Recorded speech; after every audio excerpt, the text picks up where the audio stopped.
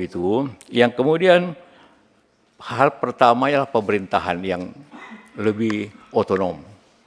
Karena itulah kenapa itu berbicara tentang waktu itu merdeka atau tidak.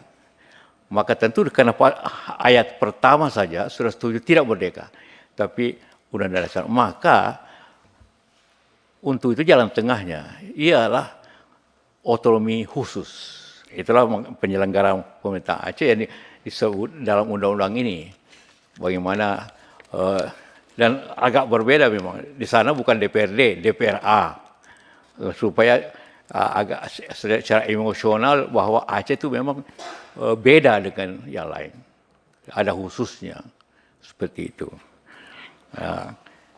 Karena itulah maka di sini juga diwajibkan bahwa 1 tahun setelah ini harus ada undang-undang pemerintahan Aceh. Karena itulah maka undang-undang pemerintahan Aceh itu tahun 2006. Ini 2005 MU ini. Jadi tentu tadi sudah disampaikan oleh Pak Ketua, di samping tadi apa arti khusus dalam pemerintahan sudah dijelaskan di sini. Kemudian soal politik, partai politik, perdebatan terakhir ialah partai lokal di sini. Sesuai undang-undang, partai kita bersifat nasional. Itu paling menegangkan hari malam terakhir selesai ini tentang partai lokal. Dalam saya tengah malam waktu perundingan itu saya tidak pernah tidur karena beda 6 jam. Kalau Hamid yang pimpin delegasi Indonesia, saya jelaskan dulu bahwa Hamid ini pimpin delegasi Indonesia, itu berunding sampai jam 6 sore. Berarti sini sampai jam 12 malam. Harus nungguin. Dan saya harus berkomunikasi, mengambil keputusan tepat waktu. Tidak ada tunda-tunda. Tidak ada nanti konsultasi dengan saya, tidak. Telepon saya terhubung terus dengan Hamid, dengan teman-temannya untuk mengetahui bahwa kita harus mempercepat ini situasi. Targetnya waktu itu, saya bilang harus selesai bulan Juli. Kenapa? Karena tsunami itu tanggap daruratnya itu 6 bulan. Dari Januari sampai Juni. Berarti ini harus selesai Juli.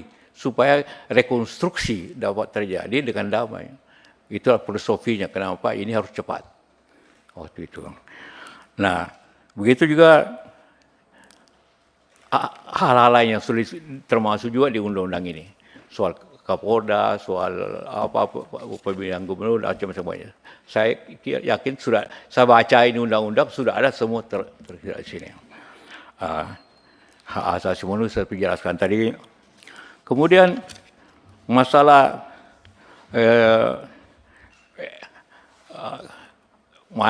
waktu itu ada berapa ribu tahanan Aceh?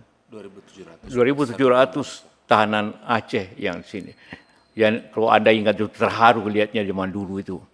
Bagaimana naik Hercules dari sana semua dirantai. Bayangkan itu sama zaman Belanda.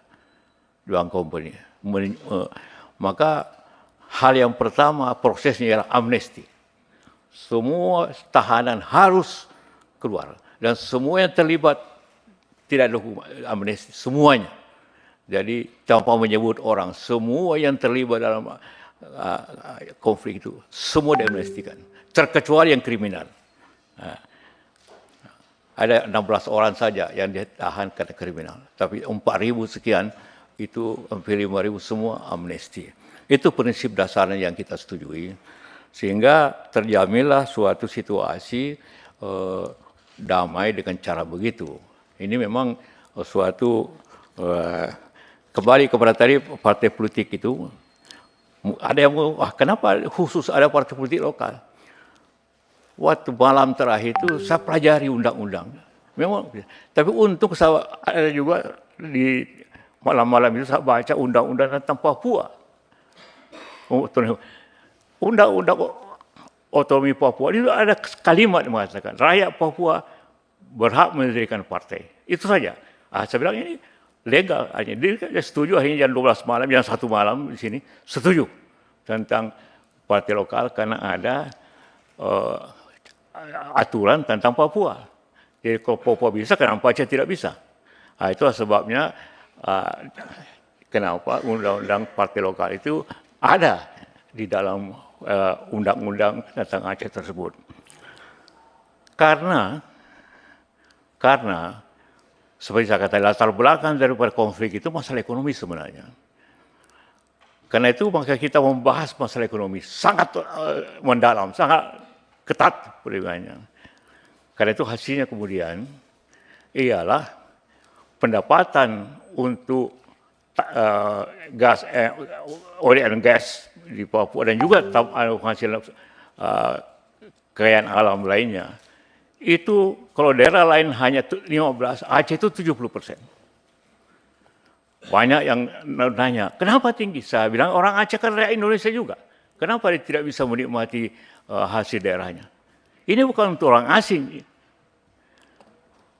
Sesuai dengan awal mulainya, saya bicara dengan Panglima TNI, Pak Panglima. Asal mulanya kenapa kita bisa selesaikan.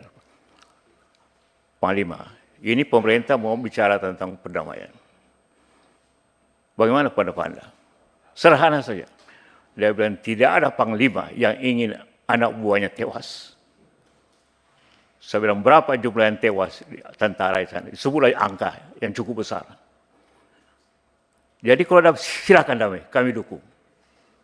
Itulah sehingga kami tetap dengan suatu langkah yang jelas karena sudah didukung pemerintah, juga didukung dengan TNI. TNI luar biasa mendukung. Pak Panglima, Pak Diarto. Itu kalimatnya saja. Dia tidak mengatakan silakan damai, tidak ada panglima yang ingin prajuritnya tewas. Jadi artinya mendukung perdamaian. Itu maknanya dalam hal ini. Kembali ke masalah ekonomi, karena masalahnya seperti itu, ketidakadilan ekonomi. Kaya tapi rakyatnya miskin. Akibat pembagian yang sudah diundang-undang bahwa daerah yang menghasilkan oil and gas dan tambahannya dapat 15%. Karena itu terjadilah tawar-menawar. Mula-mula minta 100%, hanya kita bilang negara juga mesti diurus karena kita NKRI, maka jatuhnya 70%. Jadi oil and gas hasilnya itu 70% untuk Aceh. Memang waktu itu gas sudah hampir habislah. Tapi masa depan Aceh luar biasa. Kekayaan alam di pantai, di sekat Semelu, dan di pulau-pulau dekat situ, di geologi, itu akan mendapatkan suatu hasil yang besar di situ. Nah, itulah kenapa masalah pulau dengan Sumatera Utara kita selesaikan, kita kembalikan ke Aceh.